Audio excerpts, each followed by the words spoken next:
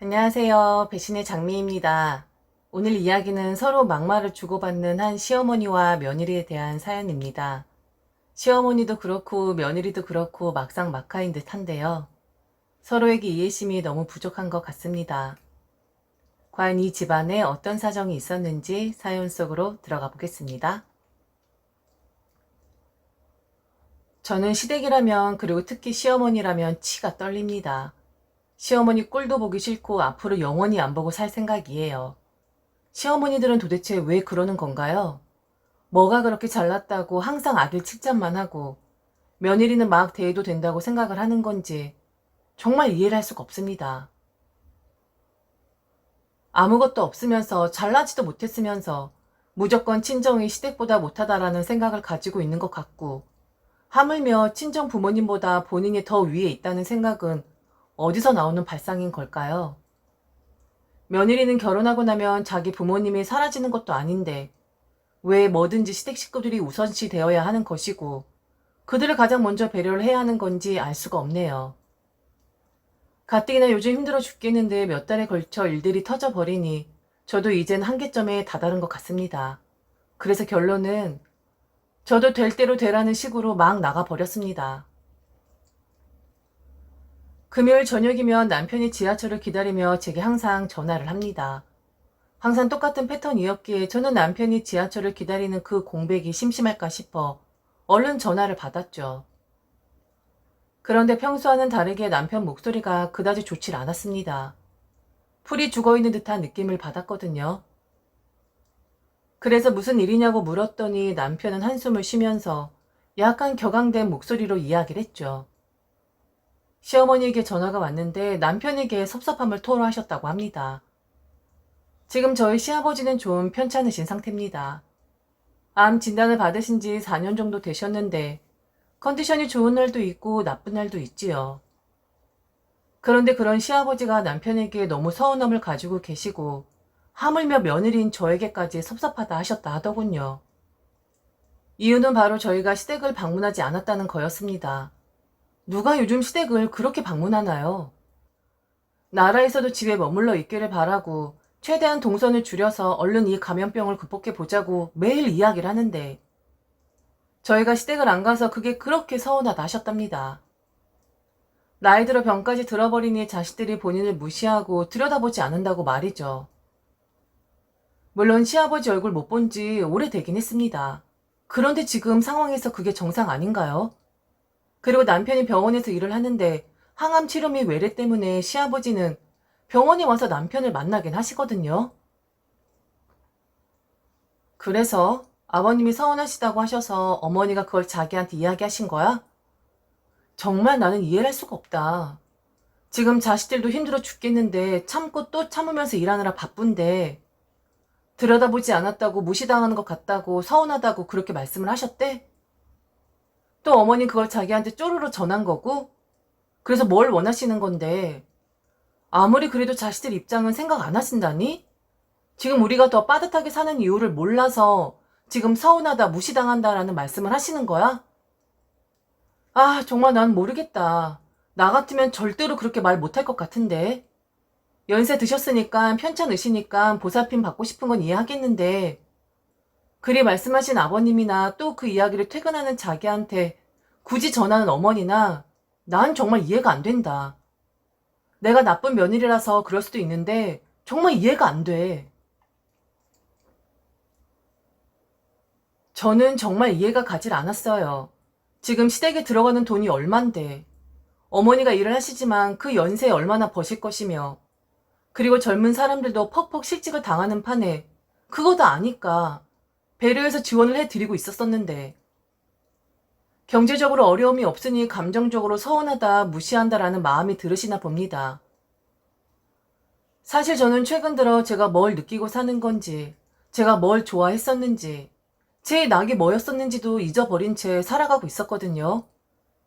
저야말로 서운한 감정이 들어서 남편에게 한마디를 한 뒤 전화를 끊었는데 바로 전화가 왔습니다. 시어머니셨어요. 무슨 이야기를 하실지는 감으로 알 수가 있었죠. 남편에게 이야기를 했으니 제게도 해야겠다라고 생각을 하신 거였겠죠. 역시나 였습니다. 시어머니는 시아버지 이야기를 하면서 시아버지가 거의 울분을 토해내며 서럽다고까지 하셨다고 하네요. 물론 네 시아버지가 눈치 없이 그러는 것은 알고 있는데 아픈 사람이니까 니들이 좀 이해를 해야 하지 않겠냐 하시더군요. 그러면서 이번 주에는 시댁에 들르라고 하셨습니다. 정말 엎드려 절밖에 아닌가요? 시아버지 시어머니에게 한마디 하셔서 시어머니는 저희 부부에게 한마디 하시고 그걸 아는 저희는 기분을 맞춰드리기 위해서 시댁을 방문해야 하고 유치한 노름 같았습니다. 네 아버지가 정상이 아니잖아. 늙으면 다 그래. 늙으면 자식 보고 싶고 늙으면 누가 나 좀 더 챙겨줬으면 하고 늙으면 모든 식구들이 내 위주로 돌아갔으면 하고 암튼 그런 법이란다. 그리고 네 아버지가 틀린 말 한 것도 아니지. 니들 집에 다녀간 지 얼마나 됐니? 물론 요즘 돌아다니지 말라고 하니까 그러는 건 이해하겠다마는 돌아다닐 사람들은 다 돌아다니더라. 그리고 전염이 된다고 해도 니들은 젊으니까 죽는 것도 아니고 젊은 사람들 보니까 며칠 만에 회복돼서 퇴원하고 그러더만. 그러니까 이번 주에는 꼭 들르도록 해라. 아무리 그래도 이렇게 시댁에 안 오는 며느리가 어딨어? 네 아버지도 서운하다 생각하지만 사실 나도 너한테 서운한 마음 가지고 있었다. 내가 며느리가 있었는지 없었는지 헷갈릴 정도야. 내 친구들 며느리들도 너처럼은 안 한다고 하더라. 내 친구들도 네가 일부러 감염병 핑계대고 시댁에 발길 끄는 거 아니냐고 사실 욕했었어. 최근 들어 화가 많아진 것도 사실이었고 복잡한 일들이 많았었기에 저도 그랬는지 모르겠습니다. 순간적으로 울컥하고 올라오더라고요. 그리고 해도 해도 너무한다라는 생각이 들었습니다. 다들 돌아다니니까 니들도 와라? 그리고 젊은 사람들이니까 재수없어서 감염이 돼도 죽을 일 없으니까 그냥 와라? 핑계를 대고 시댁 발길 끊는 며느리 친구들이 욕했다? 며느리면 꼭 시댁을 주기적으로 방문해야 하고 어쩔 수 없는 위험한 상황 속에서도 며느리니까 꼭 그렇게 들여다봐야 하는 건가요? 그런 법이 도대체 어디 있다고 합니까? 그렇게 시부모님 대우받고 싶으시면 적어도 도움이라도 될 것이지. 도움을 받고 있는 입장에서 며느리 어쩌고 저쩌고 시댁 어쩌고 저쩌고 하니 화가 나더라고요. 결국 그동안 꾹꾹 눌려 있었던 것이 폭발을 하고 말았습니다. 어머니랑 아버님 얼굴 오랫동안 뵙지 못한 건 저도 잘 알겠는데요. 어차피 어머님이랑 아버님은 주기적으로 그이 병원에 가서 얼굴 보지 않으세요? 그리고 너무 죄송한 말씀이지만 지금 저희 죽을 지경이에요. 여기저기 들어가는 건 많은데 시댁까지 주제에 넘치게 지원을 하는 바람에 정말 여유도 없고 생활 자체가 엉망이 되었다고요. 그런데 한가하게 들여다보지 않아서 서운하다? 며느리가 왜 이렇게 시댁을 오지 않느냐? 친구들이 욕한다? 차라리 서운해하시고 제 욕을 하세요. 그리고 그냥 계속 며느리가 있었는지 없었는지 헷갈려 하세요. 해도 해도 너무 하시네요. 힘드신 게 없으니까 그냥 자식들한테 손 벌려서 생활하시니까 요즘 얼마나 저희가 종종 거리면서 사는지 감이 안 오시나 봐요. 저도 그런 1차원적인 감정을 좀 느껴봤으면 좋겠네요. 그리고 저도 저희 부모님 못 뵌 지 거의 2년이 다 되어가요. 어머니나 아버님은 그래도 간간히 얼굴 보긴 했었잖아요. 너무 들여다보지 않아서 서운하다라는 말씀은 저희 부모님이 저나 남편에게 해야 하는 거 아닐까요? 저는 그게 더 맞는 것 같은데요. 전화를 끊고 남편이 집에 올 때까지도 분이 풀리질 않았어요. 온갖 잡다한 생각들이 들기 시작했습니다. 지금 내가 하고 있는 고생이 과연 누구를 위한 고생이지? 라는 생각이 말이죠. 물론 시댁이라는 존재는 며느리에게 달갑지 않은 것은 맞습니다. 주는 거 없이 미울 수도 있고 그렇게 의도한 바가 아닌데 괜히 심술내고 오해를 해서 시댁을 이상한 집안으로 만들어버리는 경우도 있지요. 이건 괜한 트집 잡고 시댁이 우선이라 하는 시어머니나 매 한 가지라고 생각을 합니다.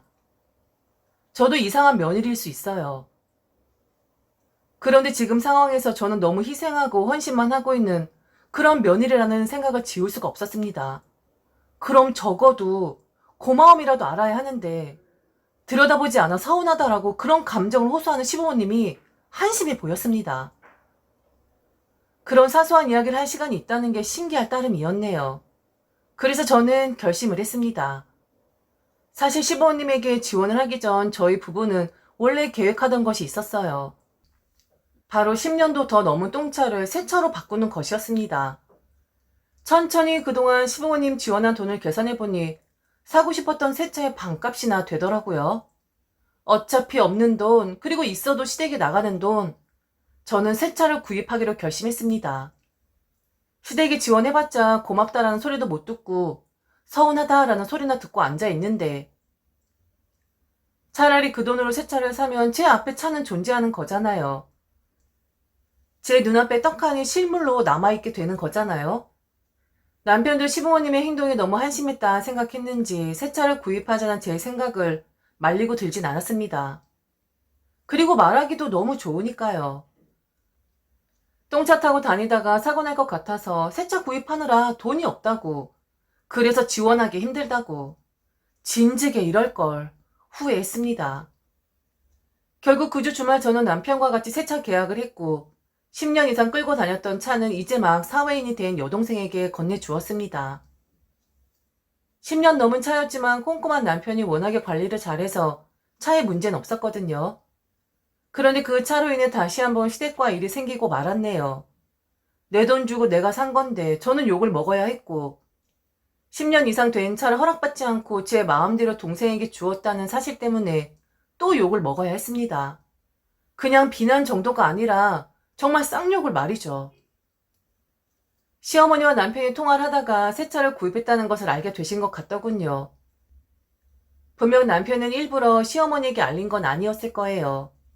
제게 말을 하진 않았지만 뭔가를 부탁하셨기에 지금 이런 상황이라 우리도 다른 지출이 생겼다. 그래서 그건 못 들어드리겠다. 그리 말한 거겠죠. 그리고 남편도 지난번 일로 꽤나 서운한 감정을 가지게 되었었고요. 그 이유는 바로 저희 시아버지는 남편의 친부가 아니십니다. 그런데 여기서 짚고 넘어갈 부분은 시아버지가 남편의 친부가 아니라서 그래서 무시하고 우습게 생각했던 적은 한 번도 없었다라는 거였습니다. 친부가 아니던 말던 그게 무슨 상관이며 어차피 제게는 시아버지 뿐이셨거든요. 만일 시아버지가 남편의 친부가 아니라서 제가 마음을 덜 쓴 거라면 세상에 있는 욕이란 욕은 다 먹을 것이고 어떤 처벌을 한다 해도 달게 받겠습니다. 한 번도 시아버지가 남편의 친부가 아니라 소홀히 한 적 없었고 아예 제 머릿속에는 그런 생각조차 없었습니다. 그런데 이번 남편이 먼저 제게 말을 하더군요. 친부가 아니라서 그런 편협한 생각을 하는 거라고요. 지금 상황이 어떤데 자식이 얼굴 좀 보여주지 않았다고 서운하다, 섭섭하다, 그리 말하냐고요. 그리고 어머니 입장에서는 당신께서 그분을 선택하신 것 때문에 지금 아들이 얼마나 고생을 하고 있는데 그건 모르고 한심한 말만 해대는 것이라고. 양심이 있으면 아무리 아버지가 그리 말씀을 하셨어도 저나 남편에게 전하면 안 되는 것이었다고. 남편이 이야기를 듣고 그런 건 절대 아니라고, 그런 말은 하면 안 되는 것이라고 말했지만 저도 속이 너무 상하다 보니 어쩔 수 없이 남편의 말이 이해가 가긴 했었습니다. 솔직히 말이죠. 남편과 어머니는 그날 전화통화를 하면서 언쟁을 좀 한 듯 했습니다. 아마 시아버지 이야기를 하면서 그랬겠죠. 어머니 남자이니 어머니가 좀 케어를 하시라고, 친자식도 아닌데 도대체 어디까지 해드려야 하는 것이냐고 분명 남편은 그리 말했을 겁니다. 결국 시어머니 일전에 일을 생각 못하시고 제게도 전화를 하셨는데 그날 저는 쌍욕을 들었어야 했고 그 쌍욕에 화가 나서 저도 시어머니에게 하지 말았어야 할 말을 하고 말았고요. 니들 차 샀니? 어렵다, 힘들다, 어쩐다 하면서 니들 하고 싶은 건 다 하고 사는구나? 그 차가 좀 오래되긴 했어도 멀쩡한데 멀쩡한 차는 버리고 새 차 살 정신이 있디? 그럴 돈 있으면 시부모님 좀 더 편안하게 해드려야겠다는 생각이 들진 않디? 지난번 일도 그렇고 이번 차 일도 그렇고 니들한테 계속해서 서운한 마음만 드는구나. 그리고 그 10년 된 차 왜 니 동생을 주고 난리니? 땡땡이 생각 안 났어? 이모 아들 땡땡이. 니 동생은 여자고 땡땡이보다 어린데 무슨 차가 필요하다고? 걔한테 그걸 덥석 안겨줬니? 왜 나한테 허락도 안 받고 그 차를 네 맘대로 줬냐고. 사내 녀석인 땡땡이한테 더 필요하지. 네 여동생이 무슨 차가 필요하다고. 그걸 넙죽받는 네 여동생이나 시집간 딸이 시댁을 우선시하는 것이 아니라 친정 먼저 생각하는 것을 보고 가만히 계시는 사돈 어른들이나 다 거기서 거기시구나. 그래, 그냥 다 빼돌려라. 아주 그냥 친정에 다 빼돌리라고. 아들 새끼가 그러는데 생활비를 줄이겠다고 하더라. 내가 정말 기가 막혀서. 요즘 시어머니들 며느리 눈치 보고 살아야 한다고 하더니만 내가 딱 그 짝이 났네. 그런데 내가 돈이 없어도 체면이 없는 건 아니거든? 정신이 친정에 팔린 그런 며느리년을 며느리로 두고 볼 내가 아니거든? 이것들이 보자 하니까 부모한테 돈 주는 게 뭐 그렇게 힘들어? 당연히 자식으로 쌀 수 있는 거지. 그리고 니들만 힘들어? 다른 자식들도 다 힘들지만 그래도 낑낑대면서 다 도와주고 그렇게 하고 있어. 부모가 살면 얼마나 산다고? 부모들이 뭐 평생 니들을 기다려주는 줄 아니? 이렇게 박하게 굴고 서운하게 굴면 니들 나중에 후회해. 그건 아니?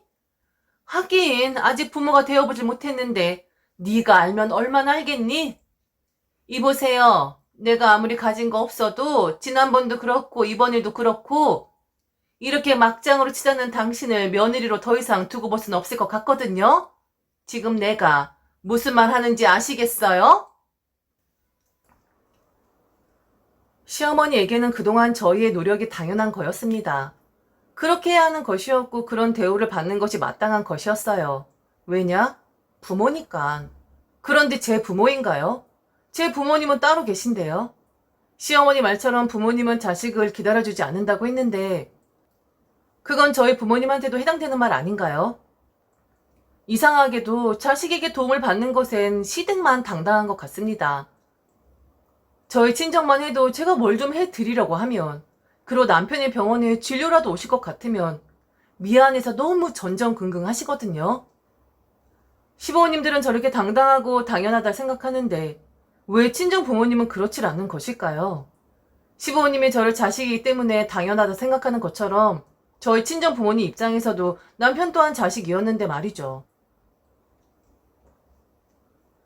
제가 번 돈으로 차 사겠다는데 이렇게까지 과장되게 말씀하시는 게 저는 너무 어이가 없네요. 정신 말짱한 상태에서 차 산 거 맞고요. 그냥 돈을 허공에 날리느니 차라리 물건으로라도 내 재산 지켜보자 라는 마음으로 질렀어요. 맞아요. 차값 할부내야 해서 생활비 줄일 수밖에 없거든요. 그러니까 열심히 일하세요. 자식들이 챙겨주는 돈 마땅하다 생각하지 마시고 그리고 다른 자식들은 도대체 얼마나 잘하는지 모르겠지만 괜히 비교하지 마시고 어머니가 일해서 돈 벌어서 생활해 보세요. 자식들이 힘들게 돈 버는 것이 아무것도 아닌 것처럼 말씀하시는 분이시니까 잘 되시겠죠. 그리고 어머니, 빼돌릴 게 있어야 저도 친정에 빼돌리죠. 하도 시댁에서 뜯어가는데.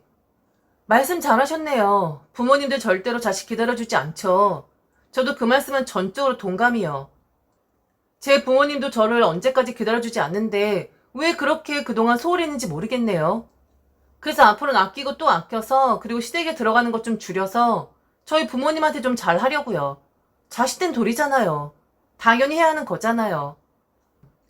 그리고 저희 부모님이 무식하셔서 그런지 그 똥차 동생한테 준다고 하니까 저한테 차값을 붙여주시더라고요. 세상 물정을 모르시는 분들이니까 차가 멀쩡하면 뭐해요. 연식이 오래돼서 돈 한 번 못 받고 폐차해야 하는 수준인데 땡땡이 생각 안 났어요.